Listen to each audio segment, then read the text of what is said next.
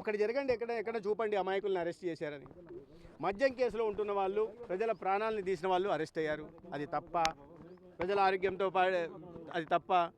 లేదా పోలింగ్ బూతుల్లోకి వెళ్ళి దాడులు చేసి మహిళలను కూడా విచక్షణారహితంగా కొట్టి తల మీద గొడ్డలతో నరికి వాళ్ళని జైల్లో పెట్టారు. అది తప్పు అవుతుందా?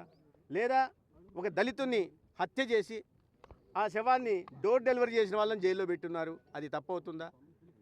ఏవి తప్పు అవుతాయి? లేదా కల్తీ, అందరూ కోట్లాది మంది భక్తులు ఆరాధించే తిరుపతిలో లడ్డు విషయంలో కల్తీల నిన్న కూడా సిట్టు ఇచ్చింది. దాంట్లో కూడా ఇదే రకంగా ఉందని తెలుస్తూ ఉంది. ఇది పూర్తిగా నెయ్యే లేదు, దాంట్లో కెమికల్స్, పామాయిల్ కెమికల్స్ వాడి సప్లై చేశారు. 250 కోట్ల అవినీతి జరిగిందని చెప్తున్నారు. వాటిని లేవనెత్తితే దాంట్లో బాధ్యుల్ని జైల్లోకి పంపిస్తే దాన్ని రెడ్ బుక్ రాజ్యాంగం అని మాట్లాడుతున్నారు. అంటే తప్పు చేసిన వాళ్ళని వదిలేయండి, రఫా గురించి మాట్లాడుతున్న వాళ్ళని వదిలేయండి, మీరు ఎగరేసి తలలు నరుకుతామని చెప్పే వాళ్ళను ఉపేక్షించండి అని జగన్మోహన్ రెడ్డి గారు చెప్పడం. ఎందుకంటే గతంలో అమాయకుల మీద దాడులు చేశారు, అమాయక ఆస్తుల్ని కబ్జా చేశారు.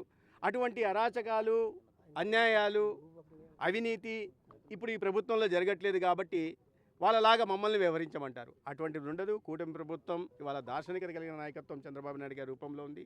నిజాన్ని నిక్కచ్చిగా చెప్పగలిగిన నాయకత్వం పవన్ కళ్యాణ్ గారి రూపంలో ఉంది. రాష్ట్రానికి ఎప్పుడూ లేని విధంగా సహాయ సహకారాలు అందించడానికి, ఆశీర్వాదం అందించడానికి నరేంద్ర మోడీ గారు ఉన్నారు.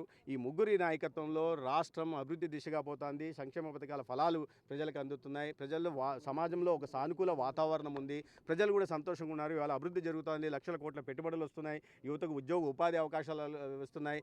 అనేక ప్రతికూలతల మధ్య కూడా ఆర్థిక వనరుల లేమి ఉన్న నేపథ్యంలో కూడా ప్రజలకి ఎక్కడ ఇబ్బంది లేకుండా సంక్షేమ పథకాలను కూడా అందిస్తున్నారు. ఇవాళ ఆర్థిక వ్యవస్థని గాడిలో పెట్టడమే కాకుండా ఇవాళ పరుగులు పెట్టించే దిశగా కూడా ఇవాళ రాష్ట్రంలో పాలన జరుగుతుంది. కాబట్టి వీటిని చూడలేక, ఓర్వలేక, జీర్ణం చేసుకోలేక కొన్ని శక్తులు, వ్యక్తులు ఇటువంటి అవాకులు చవాకులు పేలితే ప్రజలు గమనిస్తున్నారు.